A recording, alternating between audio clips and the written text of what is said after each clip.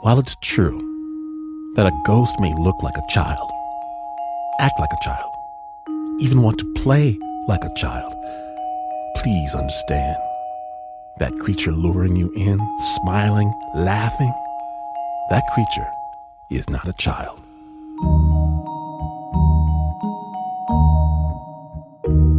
From Snap Judgment's Underground Lair and WNYC Studios, you're listening to Spooked. Stay tuned.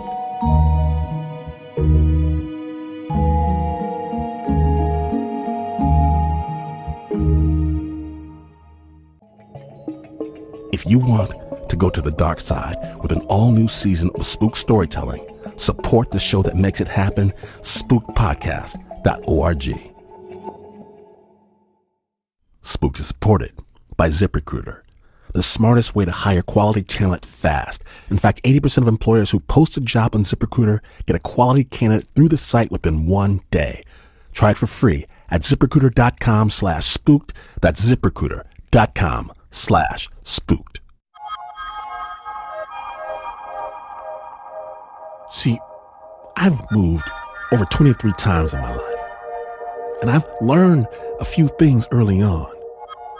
Rule number 1, everybody leaves something behind. Everyone. Whether they know it or not, whether they want to or not, they leave something back. And that's why, before I unload a single box or take the bubble wrap off a mirror, I examine every inch of the new place. Now, it might be as simple as an old deck of playing cards, perhaps some worn tennis shoes, or maybe the former tenants are running away from someone they would just as soon forget. My name is Len Washington. Always check the attic, the basement, and that locked closet, because Spook starts now.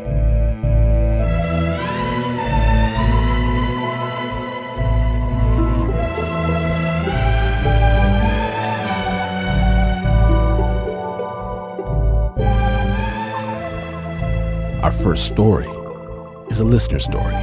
We love listener stories. It comes to us from Kat DeFranzo, her brother, and her father. Spooked.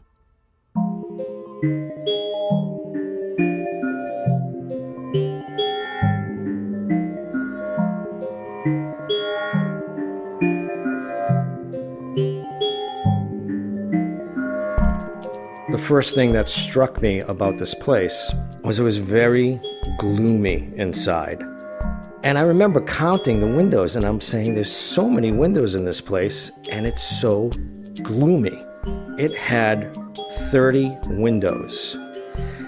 But I was desperate, and it really was a nice place. It had all hardwood floors, it had a fireplace, and it was a great neighborhood. And I said, I'll take it. Fred DeFranzo was in a bind. He was going through a tough divorce and needed a place to live. He had 2 kids, Mike, who was 9 at the time, and Kat, who was 7. We were living in the top floor. There was a 2-family home, and we had the second floor apartment. Above the apartment was a full-size attic, which had its own dormers, and it was really used for storage. His kids, Mike and Kat, were getting used to a new reality. Their parents were splitting up, they just moved to a new school, and now they had a new place to live. You know, we're adjusting to school, we're adjusting to our parents being divorced. This is an emotional time for everybody. And I remember moving into this place, and it's an older building. Manchester's an old mill town, and a lot of the houses are 100, 200 years old. And shortly after we moved in, my dad actually said to my sister and I, hey, why don't we check out the attic? Which seems innocuous enough in the middle of the day for all of us to go up there and poke around. I remember distinctly that there were canes hanging on the banister on the way up to the attic. And when we got upstairs, we kind of were poking around.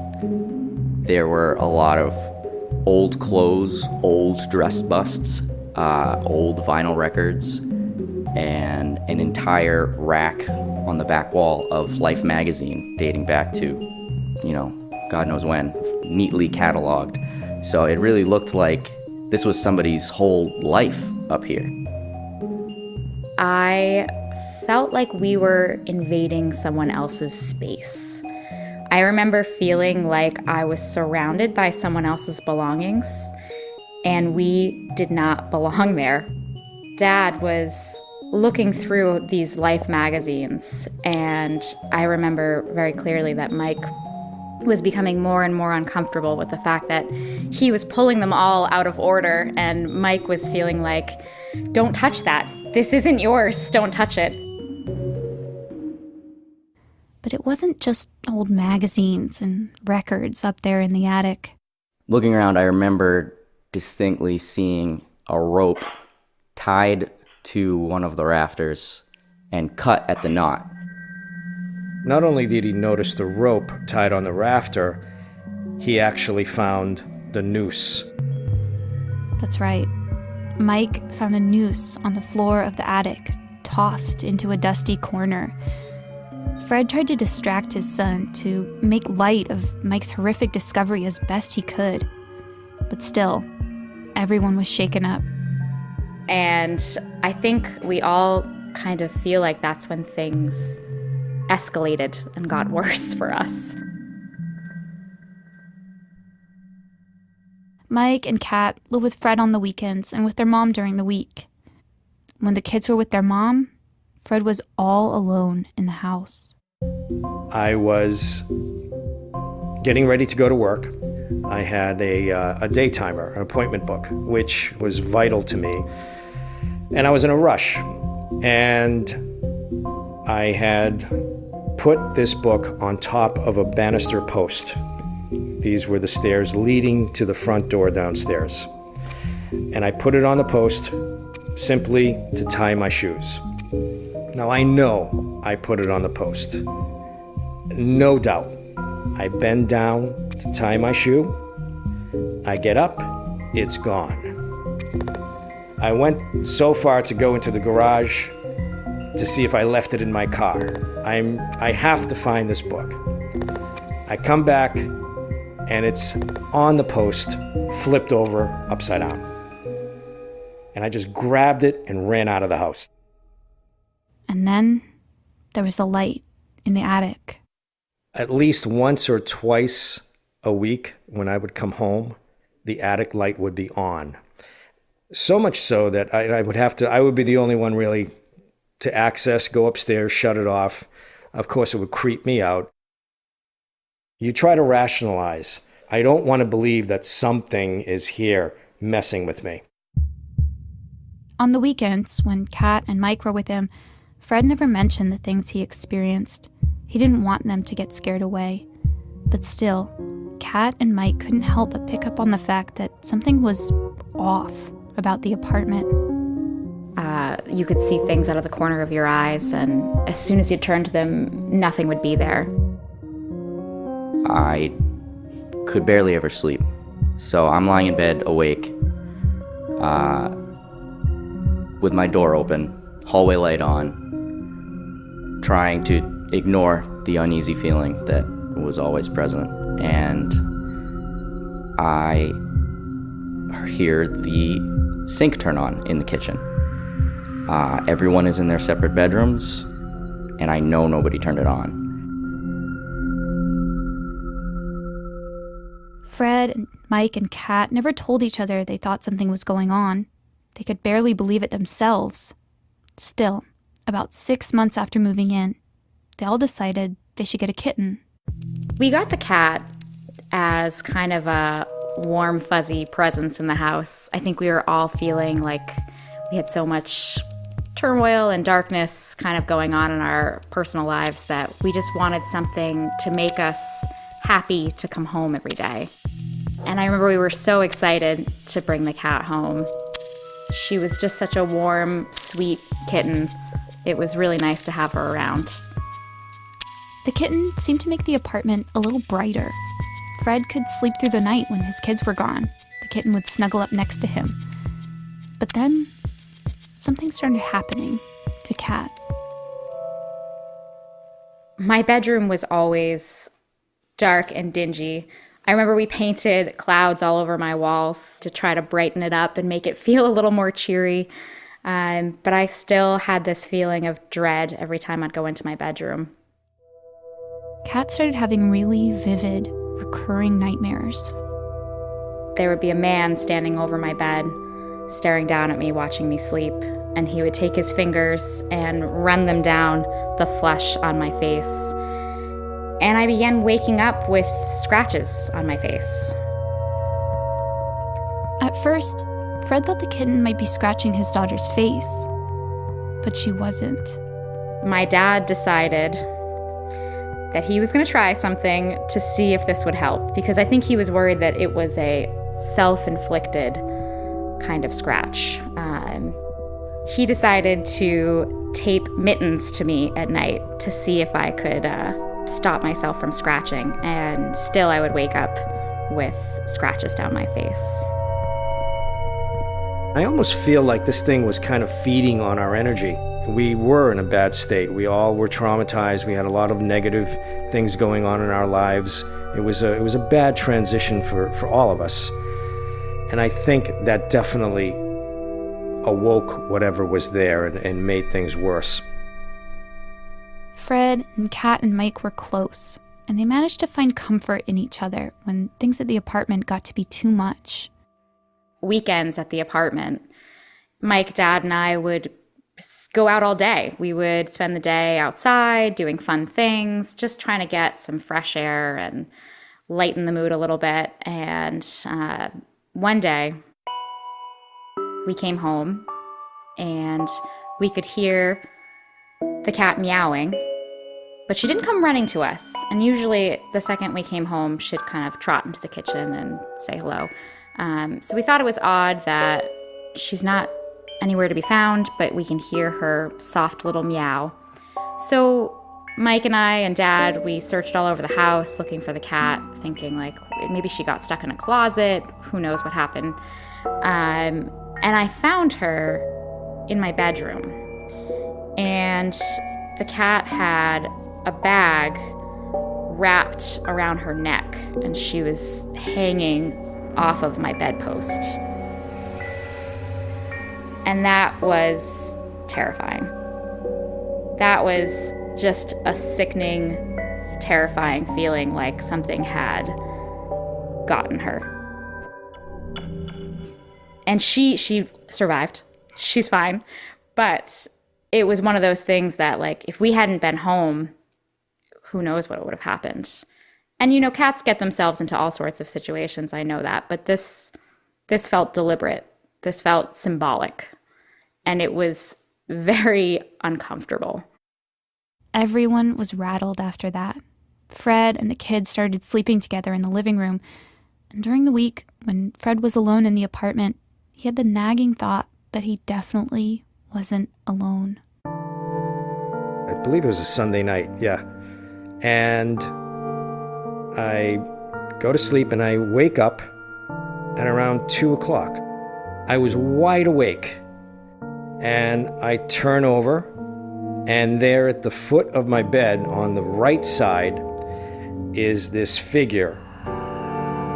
It was a stout, short figure, completely black. I mean jet black. That stood out from the gray darkness that was in the room. And the person was leaning over, and their hands were over my feet. And I just leaped out of bed, hit the light. Of course, it's the middle of the night. I didn't know what to do. And didn't sleep in that room for weeks. I would sleep on the couch, all the lights on. For about 3 weeks, I did that. Me and the cat. After he saw the figure at the end of his bed, Fred would sometimes stay at his sister's house for a couple of nights. He felt like he just couldn't hack it, staying in the apartment. And so he decided to buy his own home. He bought a property nearby and started construction on a brand new house. Finally, when the house was built, he and the kids were delighted to move out of the apartment. My room was mostly empty. It was the middle of the day. We're getting the last loads of things into the truck. I think there were probably just some toys I was throwing into a box, and I remember realizing that it felt like someone was behind me. And I didn't really look up. This is kind of a familiar sensation at this point. But as I'm packing things away, I see a white figure walk from behind me out the door. And it was unmistakable. Unmistakable. Mike, Kat, and Fred definitely felt the apartment was haunted. And now they were out of there, they felt like they could admit that something was up with the place. When they got to the new house, Fred sat the kids down and told them something he'd been keeping to himself for a while. The person who had recommended and helped me find this apartment was a coworker of mine, Phil. And this is about 2 months after we moved into the apartment. And I actually hadn't seen him. You know, we talk on the phone occasionally for work and things like that. And we're setting up our table, and he just says, "So how's the apartment?" And I didn't know how to say it to him. And I said, "Phil, you're going to think I'm crazy. I feel like it's haunted." And he looks at me and says, "Yeah, I'm sure it is. I didn't want to tell you because I know how badly you needed the apartment. It is a nice apartment, and my friends had the apartment. But the previous landlady hung herself in the attic." And it all kind of clicked when he said that. Like, oh my God, I'm not crazy. Something is there. The noose in the attic. All the owner's belongings gathering dust up there. The kitten hanging from the bedpost.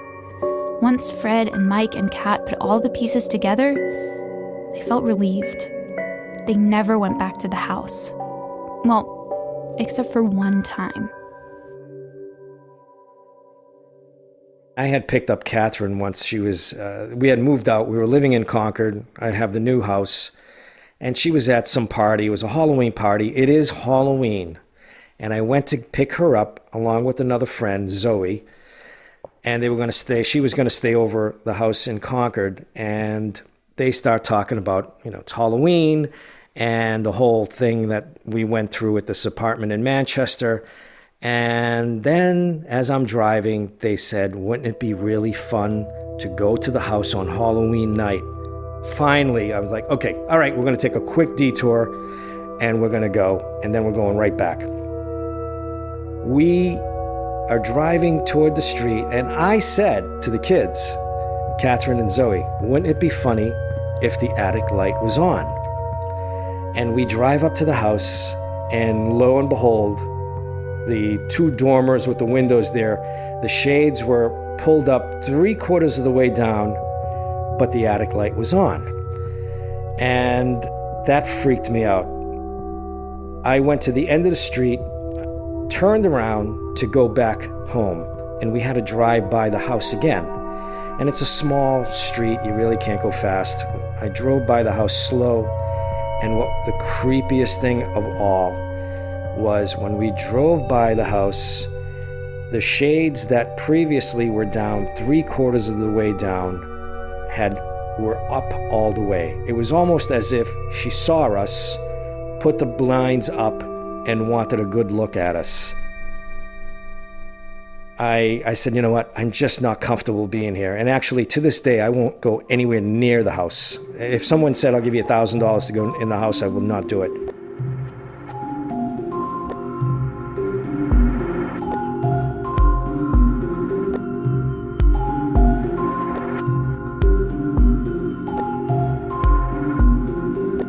Big thanks, Kat, and thanks as well to your bro and pop for sharing their story with Spooked. Listeners, you will not be surprised to learn they have never returned to that house.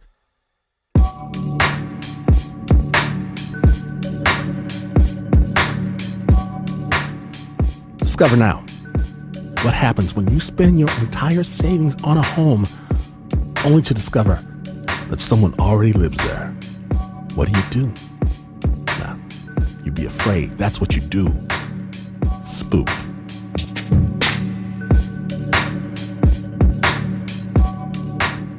I'm Kathleen McConnell. I live in Louisville, Kentucky. I'm a certified professional secretary. I have been the executive secretary for the presidents of 3 different corporations in my career. In 1966, Kathleen McConnell would take the bus every day to one of her earliest secretary jobs at a bank in downtown Louisville. She would pass an old brick house. The house just had a draw for me, and I could always see this little girl standing in the front window. She appeared to be 10, 11 years old. She would always hold her hand up to the window glass, and I would do the same thing. I thought she was waving at the bus, and I would just hold my hand up to the glass on the bus. 5 years later, Kathleen and her husband were looking to move, and they ended up buying that old brick house. They moved in with their 4 children, including their 8-month-old baby, Duncan.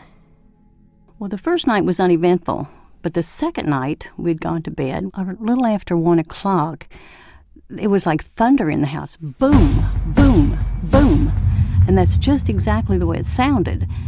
And I woke up instantly, but I'm thinking, did I dream that or did I hear that? And then it happened again. Boom, boom. My husband said, "Did you hear that?" I said, "Well, of course I heard that. What do you think it is?" And he said, "I don't know, but I'm going to find out." So he slips out of bed, pulls his trousers on, and he gets a handgun that he keeps under the mattress. I think, well, it can't be burglars. Burglars try to keep quiet if they're going to break into a house.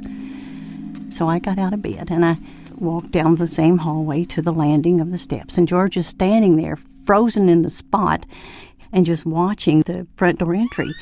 And the inner doors of the house were opening wide and banging against the wall and closing, and opening again and banging the walls and closing. You could see that the outer doors, they were double doors inside and out, but the outer doors were latched down. And then finally it quit. And George and I stood there, and then stoically we just walked back to the bedroom. Didn't say another word. Got into bed. And I lay awake all night, and he went right back to sleep. And I thought, there's no way I'm going to sleep tonight. Something's going on in this house.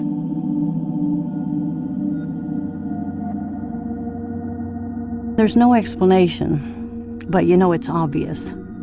You know there's somebody else in your house that you can't see. I knew we'd moved in to a haunted house.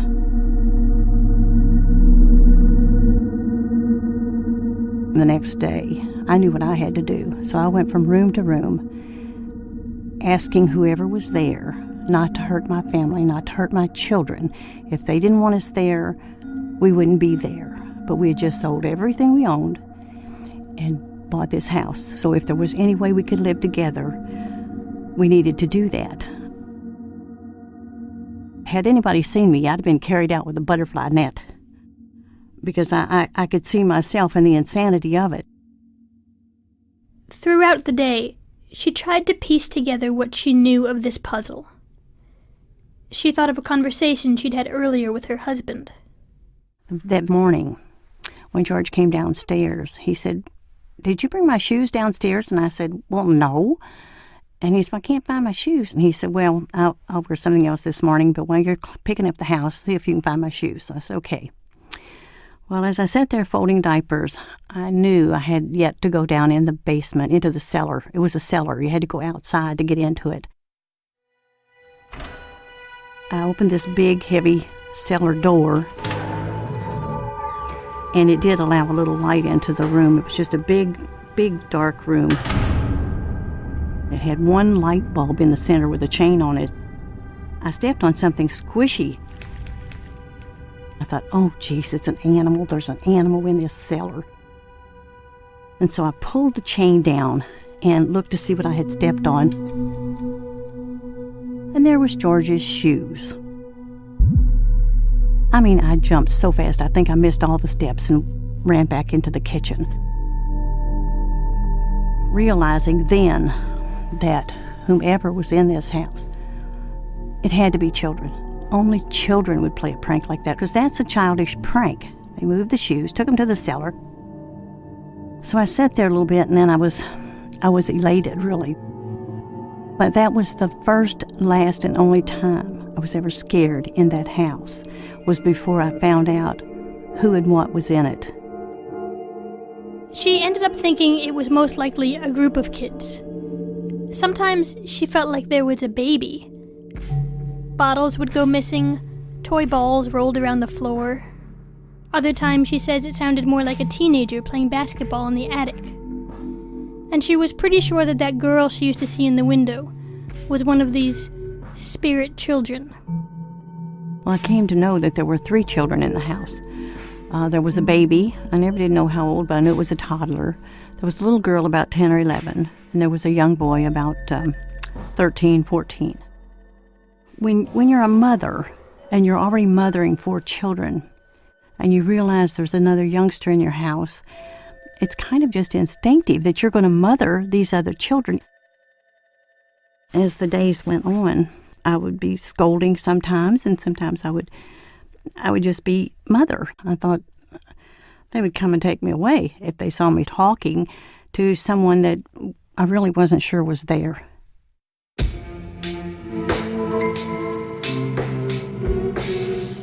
The first Christmas we were in the house, I know how ridiculous this sounds. I did buy Christmas presents for these 3 children. I bought the little girl a makeup case, and I bought perfume that was called Heaven Sent. The baby, the little receiving blanket. And she bought the one she thought was a boy, a Nerf basketball set, hoping the loud bouncing sound she heard in the attic would quiet down. Because I thought if he's going to continue to play basketball, he doesn't need to make all that racket. She brought the gifts, along with a little ceramic Christmas tree, up to the attic. And so I asked them all to come around me, and I could feel the warmth. It was no longer cold, and I just kind of made it in my mind that they had warmed up to me. And so the air was warm.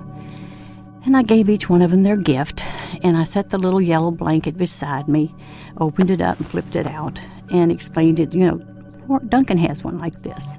And as I sat there, I could see the yellow of the little receiving blanket crumple up.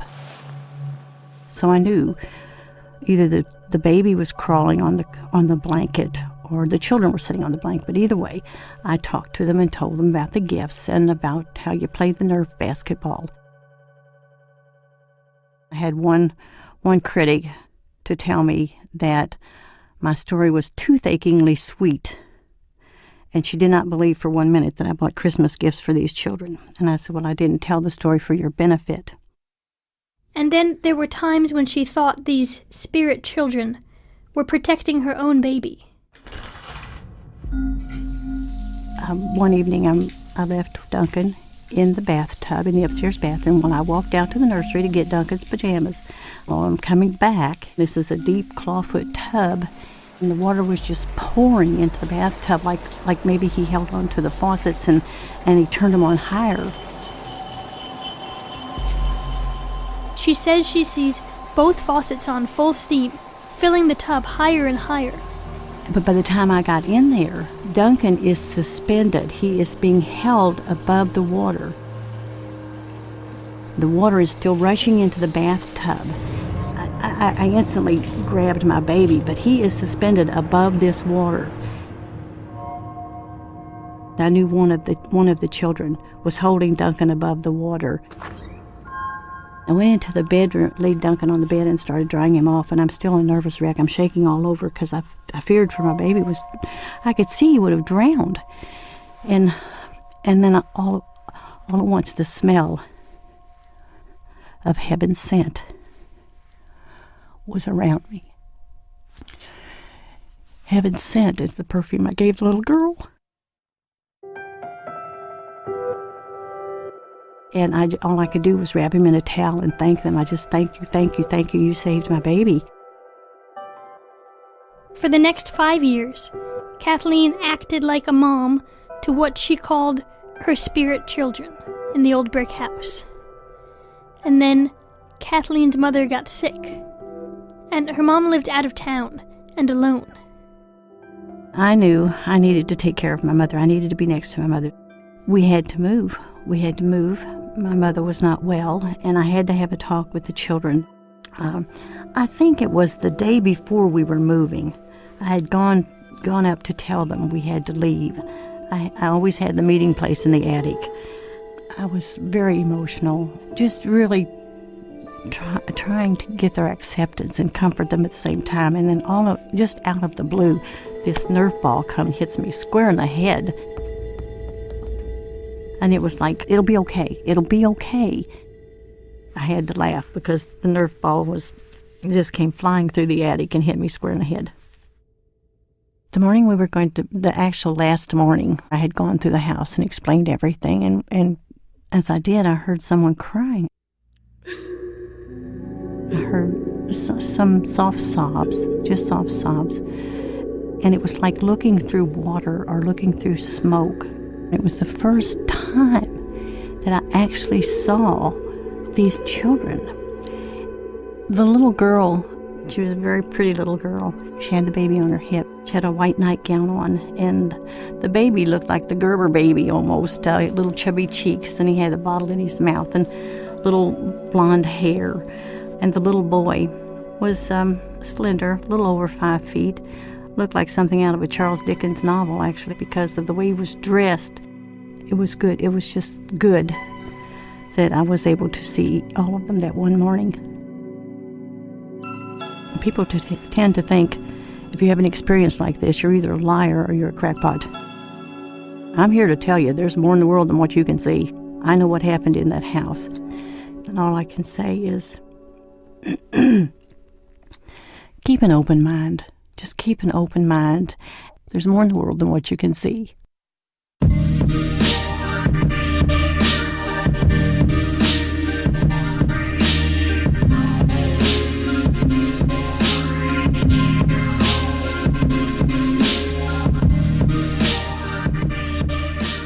Big thanks to Kathleen McConnell for sharing her story, Spooked. Find a link to her book, Don't Call Them Ghosts, on our website, spookedpodcast.org. Now, I'm going to need a minute, because right after this break, I got a story of my own from the before time. Stay tuned.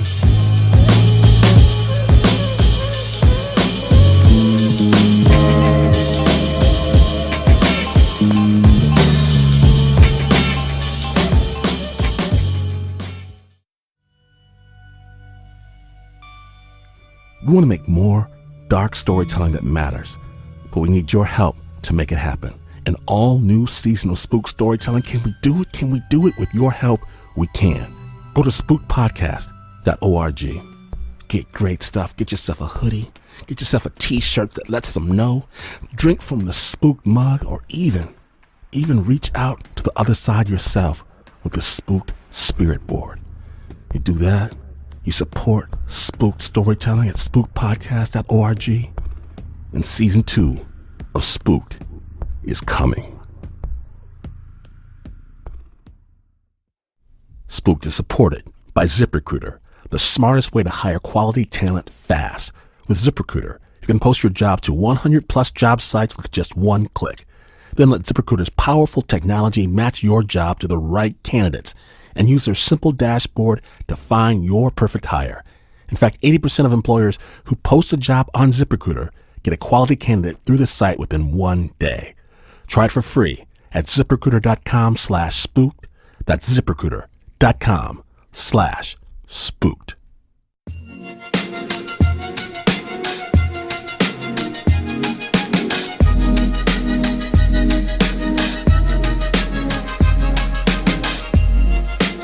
See, when I was a kid, during the summers, I sometimes spent the weekend at my buddy Tommy's house.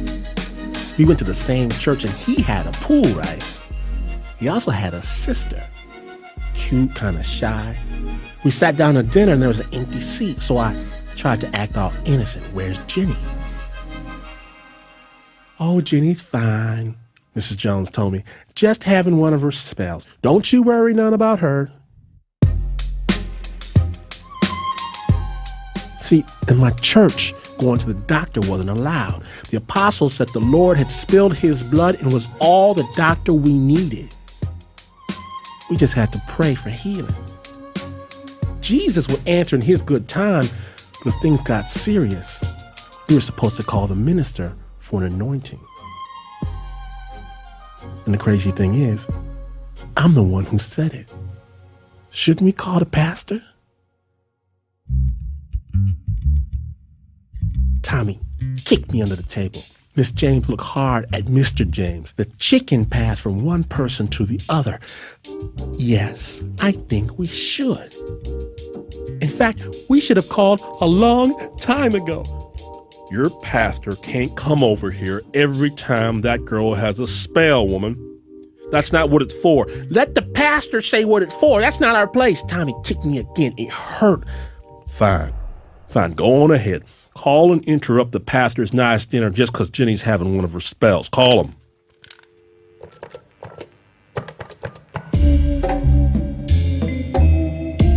She did. A half hour later, pastor knocked on the door. Carl? Betty? Hello, boys. Carl? What's wrong with your little girl? Well, it's nothing really. She just sometimes gets a shaking is all. She just shakes fit to bug all, and then she don't shake and she's fine. Lots of people go through phases like that. Betty's making these mountains out of molehills. Pastor, can I get you some coffee? Betty, get the pastor some coffee.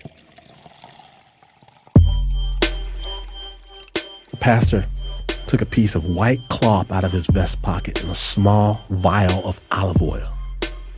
He unfolded the cloth and smeared a little of the oil into it. We were both, me and Tommy, trying to disappear towards the basement when he stopped us. Boys, the Lord's healing depends on the prayers of the faithful, so I'm going to need you to stay and pray with me. I knew Tommy would have kicked me again, but I was standing too far away. Jenny came down the stairs then, wearing pink and blue pajamas, hair wild, eyes red. She looked surprised to see me, and I knew I wasn't supposed to be there. I wasn't supposed to see her like that, and I wanted to go home and leave these people to their trial. You could see it plain as day, her right arm twitching, sometimes her shoulder or leg. Miss James started to cry. Baby, what is wrong with your arm? Why is your arm moving like that? Pastor, why is your arm moving like that? That's not for me to know, Betty. We're just going to put this in the Lord's hands with the Lord's anointing. He dabbed some more oil on the cloth and reached down to touch Jenny's head, and she growled. A low, steamy, throaty growl that shouldn't have come out of a girl's throat. Pastor snatched his hand back like he'd been bitten. Jenny's face tightened. Don't touch me. Jenny, you do not speak to the pastor like that. It's not her, Betty. It's not her. What do you mean? I'm gonna need everybody to pray with me now. Get thee from this child, demon! The growling grew louder, more angry. Pastor, what's happening? What are you doing? What are you doing to my baby? This child is possessed of an evil spirit, and I mean to send it back to the devil. She's just a baby. Jenny fell to the floor, both of her arms flailing. Out, demon! Pastor put the oil on her forehead, and she screamed as if it burned fire. In the name of the King of Holiness and the name of the Father that brought light into this world, I command you out, demon, out of this child. A rank stench as Jenny voided herself on the floor. For thine is the kingdom and the glory and the power. Jenny's eyes rolled back into her head. Her arms stopped spasming. Her eyes still white. She smiled. Languid, she spoke. This child is mine. Pastor broke open his vial of oil and dunked it on her head. Out! This is a sanctified child, and you will not have her, demon. By the blood of he who has died for us, you will not have her. Jenny stretched tight, like she was being pulled, and then sprung back into a fetal position.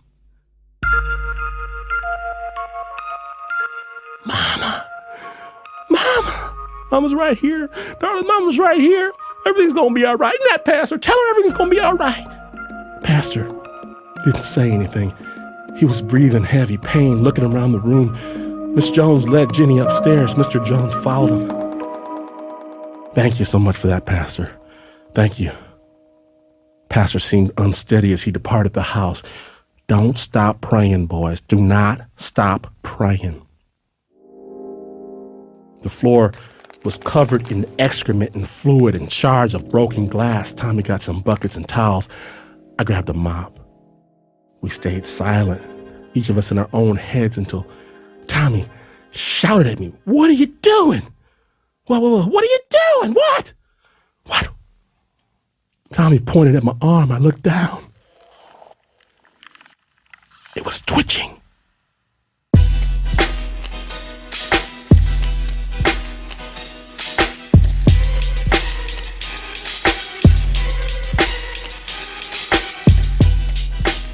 On the next Spooked, the final Spooked, the last chapter, an invisible cowboy lends a hand when he's needed most, and one man's passing becomes life for an entirely different type of creature. Be afraid. And no, it's down to the wire. Halloween is right around the corner, but we want to hear the stories you have for us. Hit us on the Spook line. Record your story, send it to Spooked at spookedpodcast.org.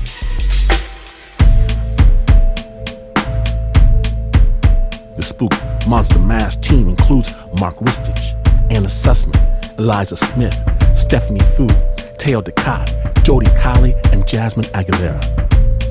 Original music by Pat Mesiti-Miller, Leon Morimoto, and Renzo Gorio.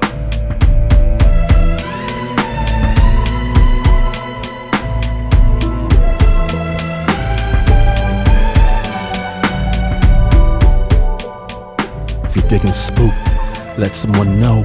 Don't miss a beat. The final episode is rising from the earth even as we speak. Download them all before it's too late. SpookedPodcast.org. And if you can't wait, I understand. Hear the final Spooked episode 3 days early. Just download the TuneIn app, SpookedPodcast.org. Hit me on the Twitter, the Instagram, the Facebook, SpookedPod. And don't forget, when walking along the dark trail and you see a figure bent over a body, the face of the half-human, half-beast, blood still dripping from its open maw, when it speaks in an almost whisper, why do you not run?